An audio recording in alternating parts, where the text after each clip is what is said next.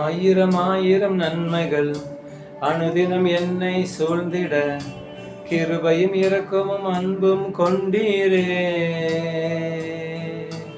ஆயிரம் ஆயிரம் நன்மைகள் அனுதினம் என்னை சூழ்ந்திட, கிருபையும் இரக்கமும் அன்பும் கொண்டீரே. நல்ல எபினேசரா என்னை நடத்தி வந்தீரே, நன்றி சொல்ல வார்த்தை இல்லையே. நல்ல எபினேசரா என்னை நடத்தி வந்தீரே, நன்றி சொல்ல வார்த்தை இல்லையே. Praise Lord. இயேசு கிறிஸ்து உங்களை ஆசீர்வதிப்பாராக. இந்த நல்ல வேலையை தேவனுக்காக நான் சோதரிக்கிறேன். இப்பொழுது கொஞ்சம் வசனத்தை பார்க்கலாம். அப்புறமா நம்ம ஜெபிப்போம். சோதர ஆண்டவரை துதிக்கிறோம். கிருபையுள்ளவரே, நன்றி ஆண்டவரே, எங்களோடு பேசுங்க ஐயா. எந்த சோதரம் பேசுகிற பிள்ளைகளோடு பேசுகிற தேவன் ஆண்டவரே, மரத்தை வெளிப்படுங்க. இயேசுவின் நாமத்தில் பிதாவே, ஆமென். இன்னைக்கு நம்ம பார்க்க வசனம் பிலிப்பியர் 2ஆம் அதிகாரம் 25ஆம் வசனம். பிலிப்பியர் 2:25. இங்க ஒரு மனிதனை பத்தி சொல்லப்பட்டிருக்கு. பவுல் அந்த மனிதனை பத்தி சொல்றாரு. ரொம்ப பாராட்டுதாங்க அந்த மனிதனை பத்தி. ஒரு உண்மை ஊழியக்காரங்க ஒரு மனுஷனை பற்றி பாராட்டும் பொழுது அது உண்மையிலே அந்த மனிதன் நல்லது அந்த பவுலுக்கு அவங்க செஞ்சுருக்கணும். எங்கே பார்த்தோம் அப்படின்னா, மேலும் என் சகோதரனும் உடன் வேலையாலும் உடன் சேவகனும் உங்கள் ஸ்தானாதிபதியும் என் குறைச்சலுக்கு உதவி செய்கிறவனுமான எப்பாபரா தீத்துவை அப்படின்னு அவர் சொல்லிட்டு போறார். இந்த எப்பாபரா தீத்து யார் அப்படின்னா, அவருக்கு என்னென்ன வேலை இவங்க கொடுத்துருக்காங்க அப்படின்னா, உடன் வேலை, அவர் கூடயே சேர்ந்து வேலை செஞ்சுருக்கிறாங்க, சேவகராக இருந்திருக்காங்க. இவர் யாராவது அடிக்க வந்தாங்கன்னா இவருக்கு பாதுகாப்பாக இருந்திருக்கிறார். பாடிகார்டு. இன்னைக்கு பாடிகார்ட்ஸ் வந்து பாடிகார்டு வேலை மட்டும்தான் செய்வாங்க. ஆனால் இந்த எப்பாபரா தீத்தை பற்றி பவுல் சொல்லிட்டு போகிறாங்க.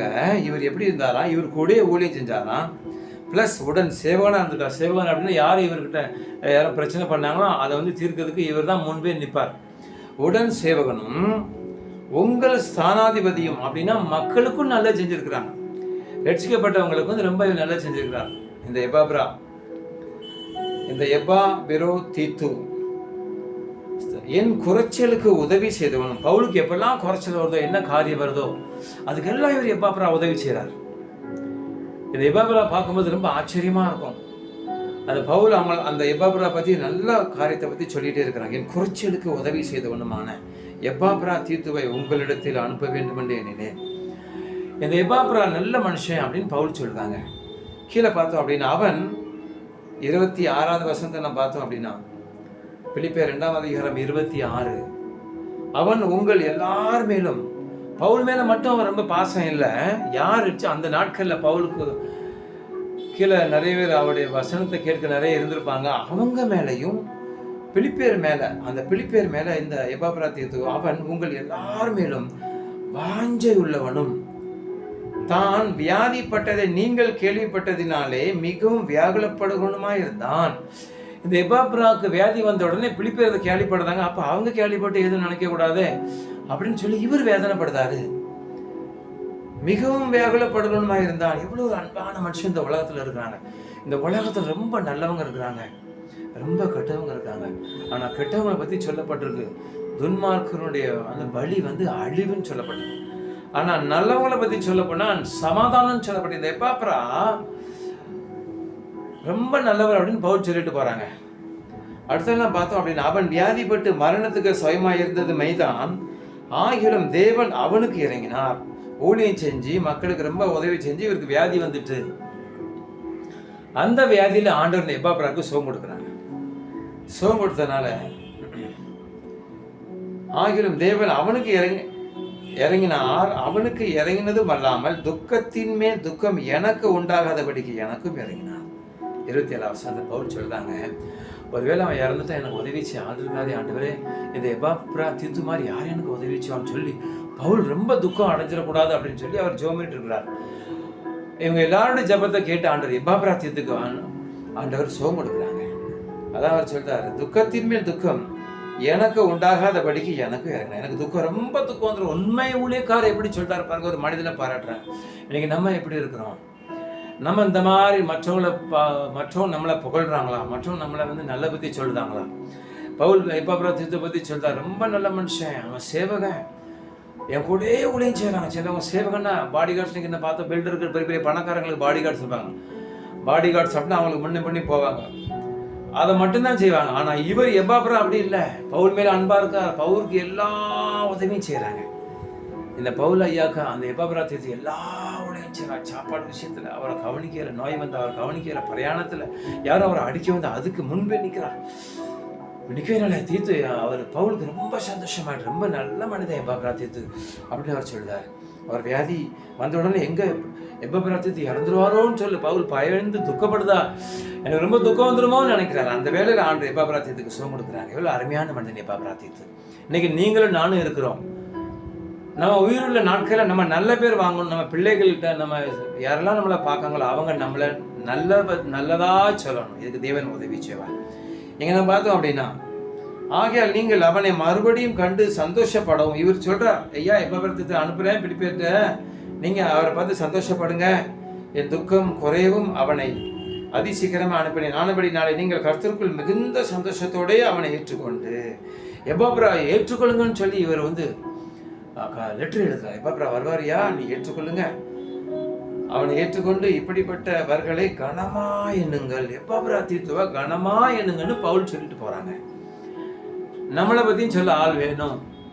நம்ம இந்த மாதிரி காரியத்தில் இன்வால்வ் ஆகணும். மற்றவங்களுக்கு நம்ம நல்லது செய்யணும். இன்னைக்கு வெளிப்படையான நல்லது செய்வாங்க, உள்ள பூரா வேற மாதிரி காரியங்கள் இருக்கும். ஆனால் அதில் பைபிள்லேயும் ஆண்டவர் முன்பாக நிற்க முடியாது. பவுல் ஒரு உண்மையான மனிதன், அவருக்கு முன்பதாக மாய்மாலம் செய்ய முடியாது. எப்பாப்ரா உண்மையாகவே அன்பா இருந்திருக்கார்.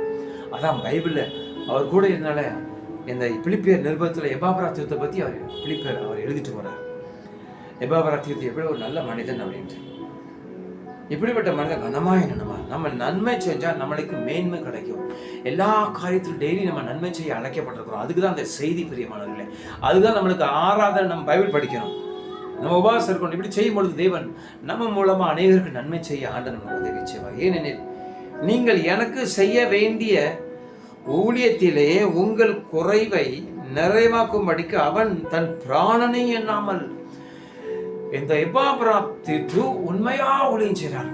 பவுலே இவங்களை பத்தி நல்ல சாட்சி சொன்னார்னா ஆண்டவர் எவ்வளவு சாட்சி சொல்லுவாங்க எப்பாப்ரா தீத்து பத்தி. மோட்சத்தில் நல்ல இடம் கிடைக்கும். நம்மளுக்கு ஒரே டார்கெட், நம்மளுக்கு மோட்சம். ஆண்டவர் யோவான்ல சொல்லியிருக்காங்க, நித்திய ஜீவனை கொடுப்பேன் என்பது என்னுடைய வாக்குத்தத்தம். ஒவ்வொருத்தருக்கும் நித்திய ஜீவன். இங்க எத்தனை லட்சம் கோடி இருந்தாலும் இங்கதான் நம்ம வச்சுட்டு போகணும். ஒரு கனமுள்ள மனிதர் இறந்துட்டார், கோட்டோட பதைச்சாங்க. வேற அவருடைய காரு, அவருடைய வீடு, அவருடைய பொருள் ஒண்ணுமே அவர் கூட வரல. ஒவ்வொரு மனிதனுக்கும் இப்படிதான். இப்ப நான் மறிச்சேன்னா என்னை கோட்டுக்கிட்டு வச்சு அடக்கம் பண்ணுவாங்க. வேற ஒண்ணு என் பைக்கோ என் ப்ராப்பர்ட்டி என் கூட வராது. பிரியமானவர்களே, இந்த மாதிரி எப்பாப்ரா தீத்து மாதிரி நம்ம நல்ல பேர் எடுக்கணும். அதுக்கு உண்மையா உழைக்கணும். பிரியமான உண்மையா உழைக்கிறவங்க இருக்கிறாங்க, மேல்டால உழைக்கிறவங்க இருக்கிறாங்க, மற்றவங்க பார்க்கும்படி உழைக்கிறவங்க இருக்காங்க. ஆனா எப்பாப்ரா தீத்து அப்படி இல்லை. ரொம்ப நல்ல மனிதன் பவுல் சொல்லிட்டு போறாங்க. சொல்றார், ஊழியத்துல உங்கள் குறைவை நிறைவாக்கும்படி, இந்த பிலிப்பியருடைய குறைவை நிறைவாக்கும்படி அவர் எவ்வளவு உண்மையா இருந்திருக்காரு. பிலிப்பியருக்காக, இந்த சபையாருக்காக நிறைய வேலை செஞ்சிருக்காரு. பிராணனையும் எண்ணாமல், அவர் உயிரை கூட என்ன, கிறிஸ்துவின் ஊழியத்தை நிமித்தம் மரணத்திற்கு சுயமாறினார். ரெஸ்டே இல்லாம இருந்தாலும் ஊழியம் செஞ்சிருக்கிறார். எப்பாப்ரா தீத்து ரொம்ப ரெஸ்ட் எடுக்கல, நிறைய ஊழியம் செஞ்சிருக்கிறார். அதான் இவர் சொல்றார், மரணத்துக்கு சயமா இருந்தான் எப்பாப்ரா தீத்து. பவுல் அவரை பத்தி சொல்லிட்டு போறார். பிரியமானவர்களே, ரொம்ப நல்ல மனிதன் எப்பாப்ரா தீத்து. ரொம்ப அன்புள்ளவர், ரொம்ப பவுலுக்கு பாடிகார்டா இருந்திருக்கிறார். ஊழியத்துல ரெஸ்டே இல்லாம வேலை செஞ்சிருக்கார். இப்படிப்பட்ட ஊழியக்காரர்களை கனமனுங்கன்னு பவுல் சொல்றாங்க. அருமையான மனிதன் எப்பாப்ரா தீத்து. இவரை பார்த்து நம்ம படித்துக் கொள்வோம். இந்த வசனத்தை பார்த்து நம்ம இவரே மாதிரி நம்ம செய்வோம். தேவன் நம்மளையும் பாராட்டுவார். அருமையான மனிதன் பாராட்டுவார். சங்கீதக்காரரை பத்தி பாராட்டாரியா, நல்ல மனுஷன், என் உள்ளத்துக்கு உகந்த தாசன் அப்படின்னார். யோபை பத்தி சொன்னார், உள்ளத்துக்கு உகந்த என் தாசனாக யோபுன்னு சொன்னார். என்ன மோசே பார்த்தா, மோசே மாதிரி யாருமே இல்லை இந்த பூமியில. இப்ப இவங்கெல்லாம் யாரு, இவங்க மட்டும்தான் அப்படி இருப்பாங்களா? நீங்களும் நானும் நம்ம இந்த பழக்கத்துல இருக்கலாம். பிரியமானவர்களே, தேவன் அதுக்கு நம்மளுக்கு உதவி செய்வார். எப்பாப்ரா தீத்து அருமையா பவுல் சொன்னார். எப்பாப்ரா தீத்து ஒரு நல்ல மனிதன், சேவகன், அன்புள்ளவன், ஆசமுள்ளவன், ரொம்ப ரெஸ்ட் குறைய எடுத்து ரொம்ப ஓடி நின்றாங்க. இதே மாதிரி நம்மளே தேவன் ஆக்குவார். நீங்க இந்த நிமிஷமே ஆண்டுட்டு சொன்னீங்கன்னா இதே மாதிரி தேவன் உங்களையும் ஊழியத்தில் பயன்படுத்துவாங்க. மற்றவங்க உங்களை புகழத்தக்கதாக நீங்க உங்களுடைய வாழ்க்கையில நீங்க இவரே மாதிரி மற்றவங்க உங்களை வந்து சாட்சி சொல்லுவாங்க. அடுத்தல பார்த்தோம் அப்படின்னா பிலமோனுக்கு இந்த நிருபத்தில் எங்கே ஒரு மனிதனை பற்றி ஆண்டு சொல்றார், ஒனேசிமு. பிலமோனுக்கு எழுதிட்டு அங்கே பிலமோன் அதிகாரத்தில் 2வது வசனத்தில் பார்த்தோம் அப்படின்னா, பிரியமுள்ள அப்பியாளுக்கும் எங்கள் உடன் போர் சேவனாகிய அர்க்கிப்புக்கும் உங்களுடைய வீட்டில் கூட்டி வருகிற சபைக்கும் எழுதுகிறார். இந்த அர்க்கிப்புக்கு அவர் எழுதிட்டு போறார். அர்க்கிப்புக்கு எழுதிட்டு போய் யாரை பத்தி சொல்றாரு? ஒனேசிமை பத்தி சொல்றார்.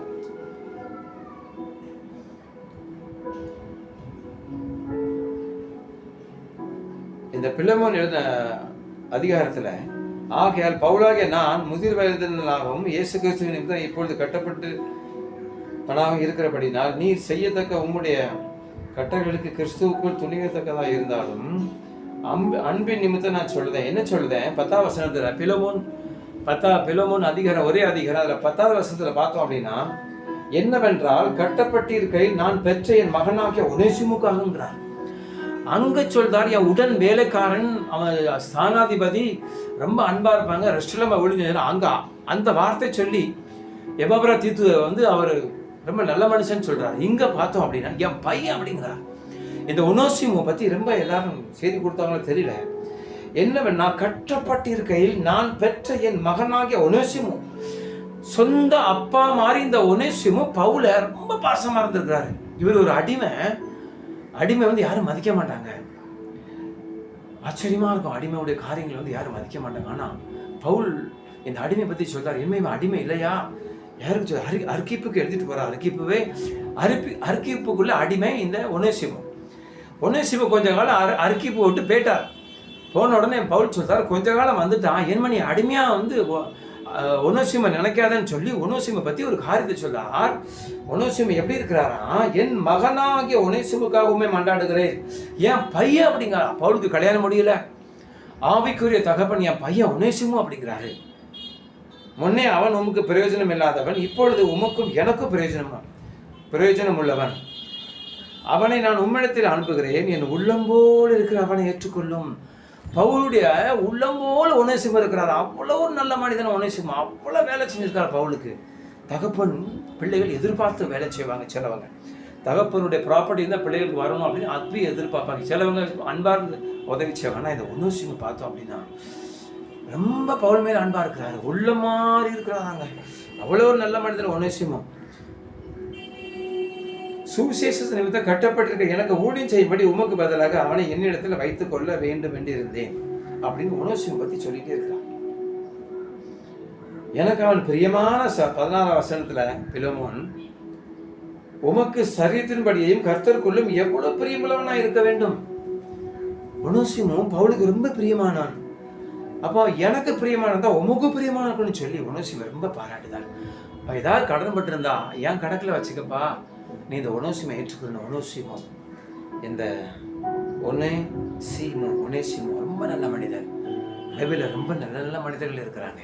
அவங்க மட்டும்தான் நல்ல மனிதர்கள். நீங்களும் கூட நானும் நல்ல மனிதனா நம்மளுடைய வாழ்க்கையில் இருக்க முடியும். நீங்களும் நானும் இந்த மாதிரி பழக்கம் தேவன் உங்களை இந்த மாதிரி நற்கரிகளால் நிரப்புவாராக. ஒனேசிமை நிரப்பின உங்களை நிரப்புவாராக. பெரிய ஊழியக்காரர், இந்த உலகத்திலே பெரிய ஊழியக்காரர் பவுல் தான். அதுக்கு இப்போ நிறைய ஊழியக்காரங்க இருக்கிறாங்க. என் மகனாகிய ஒனேசிமுன்னு சொல்றாரு, உள்ளம் போல இருக்கிறோன்னு சொல்றாருங்க, என் பிரியமானன்னு சொல்றாருங்க. இதே மாதிரி உங்களை சொல்லணும் பிரியமானவர்களே, என்னைய சொல்லணும். இதுக்கு தேவன் நம்மளுக்கு உதவி செய்வார்.